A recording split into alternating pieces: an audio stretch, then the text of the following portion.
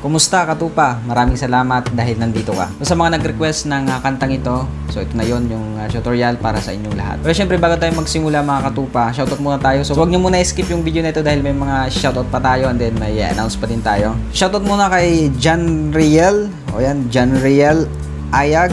So shoutout kay Rico Nierva from Maligaya, Santa Rita, Samar. So shoutout sa mga kapwa ko taga Samar. Yan, salamat sa inyong panonood. Kay Renz Almoros or Almoros from Quezon, Quezon. So, Quezon, di ko lang saan tong Quezon. Siguro sa Quezon. Ito kay Rarad and Sheena Vlog. Pinapa-shoutout niya yung JFCM Christian Ministries. Kay Johnny Betoya from Taguig. At kay Rish Bermudez. So, shoutout sa inyong lahat. Maraming salamat sa inyong panonood. And sana patuloy pa kayong manood sa channel na ito. And God bless sa buhay ninyong lahat. And once again mga katupa, kung hindi nyo pa nilalike yung page na Miracles of Hope, pakilike naman ng page na yan na nasa description box yung link. And meron din sila ngayon na YouTube channel, bagong YouTube channel nila. Sana subscribe nyo din sila doon. Nasa description din yung box. Nasa description din yung link ng kanilang YouTube channel, mga katupa. And sana subscribe natin sila para ma-bless tayo sa mga words of encouragement. So yun lang naman mga katupa, maaari na tayong magsimula.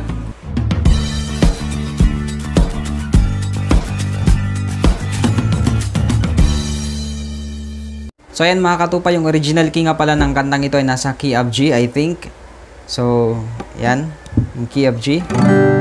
Pero dahil mataas siya para sa akin, ginawa ko na lang siyang key of D sharp. So, key of D yung gagamitin and then may gagamitin tayong capo sa first fret. Yan. So, ganito yung mga katupa, kung ayaw nyo ng ganitong key, pwede na nyo tanggalin yung capo. Gagamit pa rin kayo ng key of D. So, depende nga sa boses ninyo kung ano yung key na bagay sa inyo. So, pero sa tutorial na ito, ang ituturo ko sa inyo ay key of D sharp. Ayan. May capo sa first fret. And then, key of D yung gagamitin natin. Ayan. So, dahil yun yung abot kong key, ito ang ituturo ko sa inyo. Kasi mahirap naman, di ba, kung ang ituturo ko sa inyo ay mataas na hindi ko kaya. So, mahirapan ako. Ito yung mga chords na gagamitin natin, mga katupa. Meron tayong, syempre, yung D, which is the main key. And then, meron din tayong A, B minor, meron din tayong F sharp minor, G major, D, A, B minor, F sharp minor, G, and then, yun lang. And then the strumming pattern naman mga katupa, depende sa inyo kung ito yung gagamitin ninyo, yung lagi kong tinuturo sa inyo. Kumbaga, ito na yung tatawagin nating standard na tinuturo ko sa inyo yung strumming. Yung down, down, down, down, up, down, down, down. Pwede natin siyang gamitin yan. And then pwede rin yung down, up, down, up, down.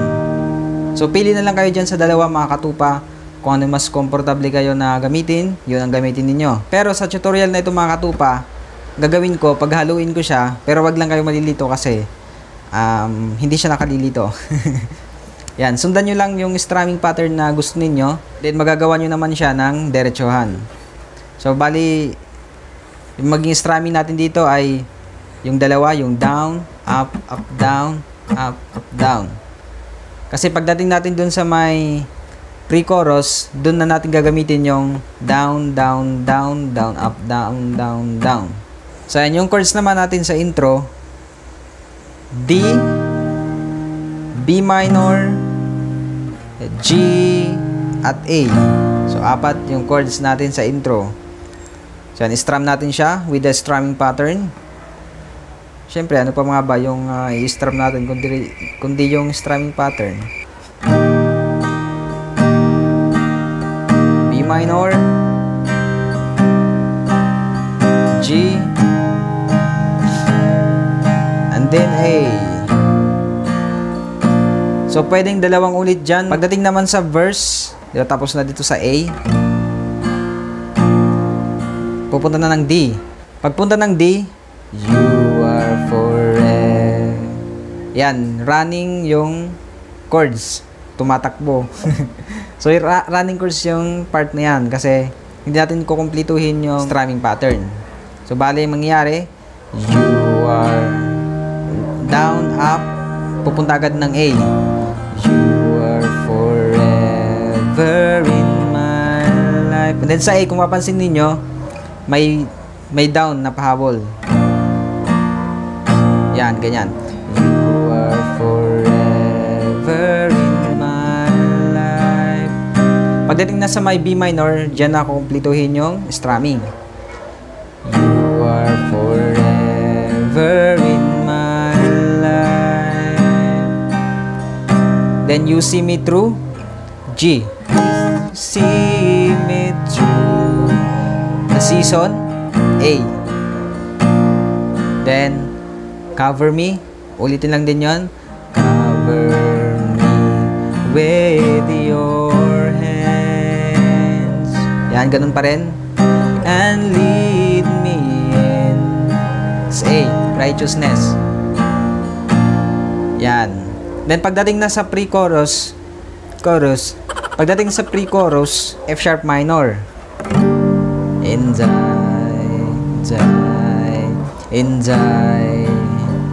look to you. F sharp minor. In I look to you. Then G, sa may look to you. In I wait on you. Bali, dalawang beses yung ginawa natin dyan sa pre-chorus. In I look to you. In I wait on you. Yan. Pagdating sa part na yan, tapos A. Yan. In I wait on you. So, bali sa G, down, up, down. It's A. Kumbaga, jump agad sa may A. Hindi na kukumplituhin dyan sa may G. So, once again, in I wait on you. This chorus. Yan. Pagdating naman sa may chorus, D. Yan. Pupunta agad ng D. I sing to you, Lord. Yan. I sing to you, Lord. A hymn. So, kompleto na yung strumming dyan. I sing to you, Lord. A hymn. Sa may hymn, G. I sing to you, Lord. A hymn of love for your faith. A. Faith. Tapos pupunta din agad ng B minor. Running din yan. Your faithfulness to me. Yan. Sundan nyo lang yung paglilipat. For faithfulness to me. E. So may he. Kumbaga yung pahabol na mataas. A. I've carried in everlasting arms. You never, A. Never let. Sa may let, D. Tapos go, G. Yan. Never let me go. Just through it all, A, with all, then mag-end sa may D. Through it all, yan sa may all, D. All. Then continue strumming. Kung ano yung intro natin kanina, yun yung gagawin din dyan. Kumbaga interlude, bago magsimula ulit ng verse. Then pupunta ng B minor yan. Again sa D. Continue sa B minor. Tapos G. And then A. Then simula ulit kayo ng verse. Then chorus. Then, pag pupunta na naman ng bridge, pagkatapos ng chorus, halimbawa, nag-end na tayo sa may D, yung Through It All. Gagawin nyo din yung strumming ng intro, tsaka yung chords. Yan. Yung, tapos G, then A. Tapos yun din yung chords ng bridge. Kung ano yung ginawa sa interlude, tsaka sa chords ng intro, ganun din yung chords. D, B minor, G, and then A. So, ganito yun.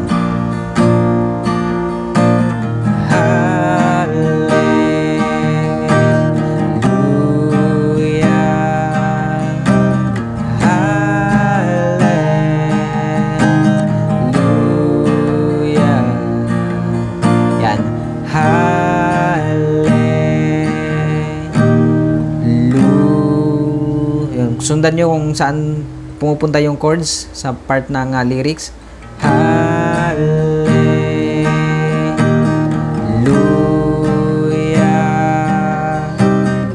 hallelujah.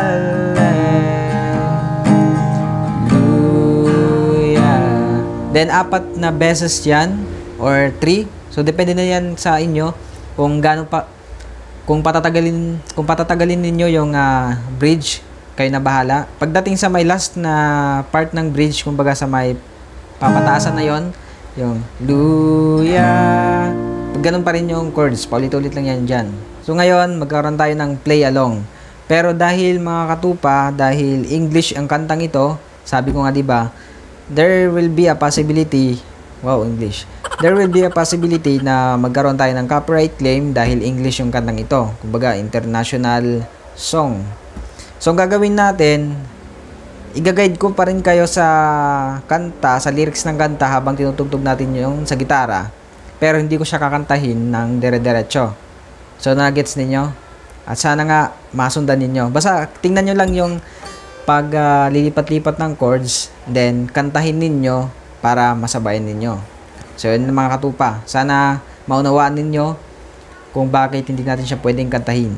Pero bago tayo magsimula sa may ating play along, so katupa, kung hindi ka pa nakapagsa-subscribe, yung ko, baka madumi. Kung hindi ka pa nakapagsa-subscribe sa aking channel, nakikita mo yung yung red na yan dito. Yan yung subscribe button. Paki-subscribe na ng channel na ito para lahat ng tutorials na bagong i-upload ko ay ma-update ka. So yan ay malaking tulong na din para sa akin, para maganahan pa ako gumawa ng mga tutorials kagaya nito. So bilang pasasalamat nyo na din sa mga ginagawa kong tutorials, subscribe nyo na lang yung channel na ito. Yan, simulan tayo sa ating play along. So intro.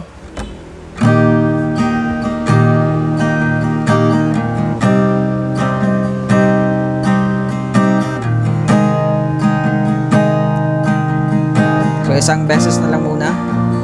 Simulan tayo ng verse. Forever in my life. Yan. Symmetry. Tapos the season, A. Cover me. Cover me with your hands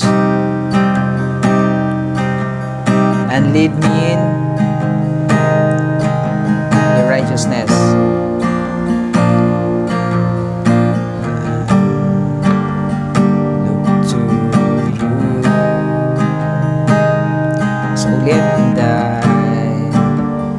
Wait on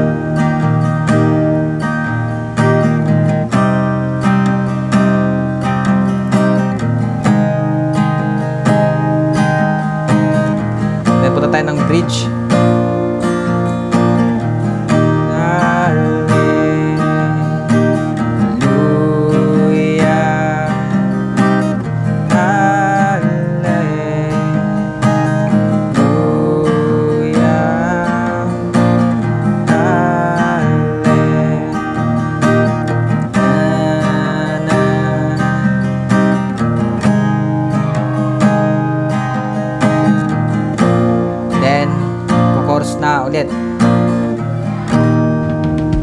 So yun lang naman mga katupa, maraming salamat sa inyong panonood. God bless you and all the glory belongs to God.